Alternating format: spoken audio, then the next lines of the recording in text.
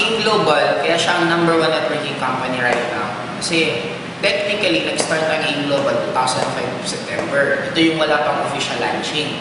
Ito naman yung taon na lahat ng halos networking companies nagsara. In short, ito yung pinaka-downfall ng networking industry.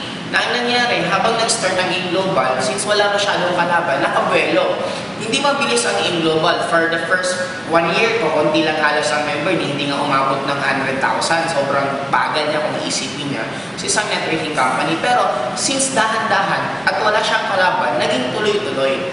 Nung tumuloy-tuloy na medyo lalong lumaki na yung In Global, ang kagandahan dito, maraming na-anticipate kasi ang company. Una, ang goal ng company, kaya siya pinangalanan na In Global, hindi lang para In Global ang dating Talaga ang goal ng company is maging global. Kaya ang kinuha ng product mismo ng In Global, hindi lang galing sa Philippines.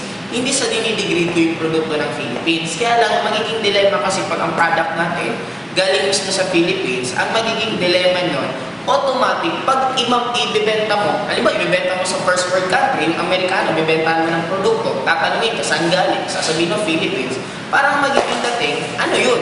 Di ba? Parang ang product yan, ba't pa kami bibili ng produktong galing Philippines kung meron naman galing ng US? Kaya ang ginawa ng In Global, kumuha sila ng product mismo, isa sa pinakamagaling gumawa ng food supplement. Ano yun? Yun na yung Nature's Way, na actually siya yung household name halos ng food supplement sa United States. Yun ang ginawa ng company. Kaya ngayon, nakakabuelo, magpumutang ang In Global sa iba't ibang country kasi nga maganda yung produkto at hindi na masyado nahihirapan.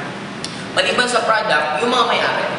Sa may-ari, sobrang until now, tuloy-tuloy pa rin sila nagtatrabaho, hindi pa rin sila